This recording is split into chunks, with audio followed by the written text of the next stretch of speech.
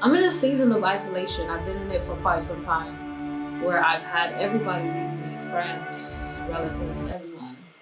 Like, there was nobody I could call. Like, no one's on my phone. There's no one there. And it's like, I got to that point of isolation because, like, God, He needed me.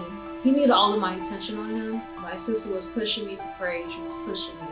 But it was so hard because all I could think about was how I could have been here, but yeah, I'm here dealing with this, and it's like everything was just weighing down on me. I had a thought like, why do I believe in God?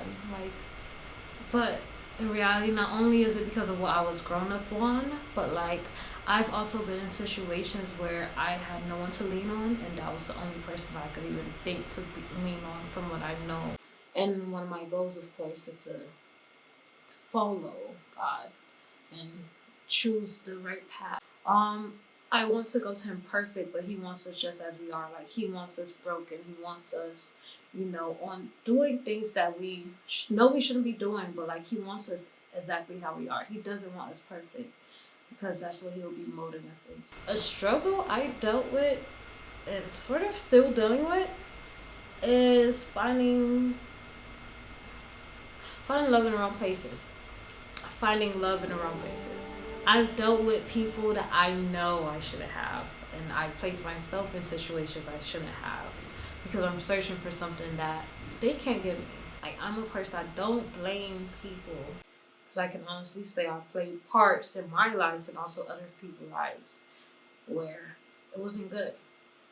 But sometimes that does have to happen. Like, you have to have those self-reflective moments. Like, oh, you put yourself through this. That's what I'm like, God, why am I searching for this knowing I can't find it? What I realize is that although it's hard to, I can't really say how I overcome it, but I just know I do by also denying flesh, because it's ourselves that's actually,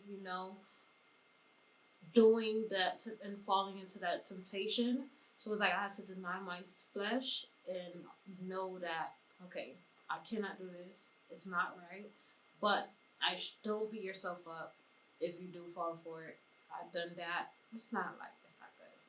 But I'm still overcoming temptations at this time as well. 2021 was my learning year of partying and everything. But 2022, I was like, you know what? I need to get back on this track with God. I've let go quite a lot of things. Not only things, but people as well. I've had friends in my life that was bringing me down a road that I knew it wasn't meant for me, but had to let them go eventually. I also made changes to the way, like, the music I listen to. I still do listen to secular music, don't get me wrong, but there are certain music I don't allow my spirit to like feed onto. Even dressing. I have changed with my dressing. There was times, of course, when I used to party, I would wear provocative clothing. I would wear clothing that's see-through possibly, or clothing that's too short. And then and because I want people to see me as a child of God, as a woman of God, I also had to look the part. On this walk, having fun doesn't necessarily mean you going to a club, drinking, smoking, and a high, or whatever. There's different things to do. I've realized I could go to a restaurant, try new things. You can go to the beach. You can travel. That's something that you could definitely do. You just have to be mindful of what it is that you do. But yeah, I had to let go of quite a lot of things. The way I communicate with Him, which is through prayer, like, sometimes I actually have to push myself to pray, especially on a daily basis, because of course church is on Sundays or Saturdays. And within the week, I need something to feed my spirit, so I often listen to those podcast sermons and I take notes, of course. You can also do Bible study at home. I've done that at home. I do it at home actually, and it helps. It helps me stay grounded. Like with me, we during COVID, our church was not open, but there was a church that was open. I went to the church in person. This was when I was getting back on track with God. I was like, yeah, I need to be in the church. I can't do the online thing. So within that church, I did develop some relationships with friends, and having people that you know that can relate to you is the best thing, because especially if they've been in your shoes, even if it's not the same, they can definitely relate to you and teach you what to do.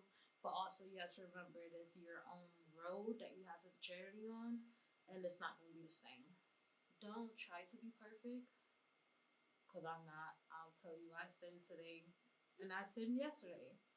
But understand that God's give us grace, but let's not take advantage of the grace that He gives us. So, with these things that I do face, like with finding love somewhere else, I realize there's no greater love than God. There's not one time where I'm like, oh, He's not there for me. It may seem like it in the moment, but truly and honestly, He's always there. It's not perfect, but I do embrace every bump of the road that I have taken, and I continue to just push forward and do the best I can. I found love within Him, and that was one of the main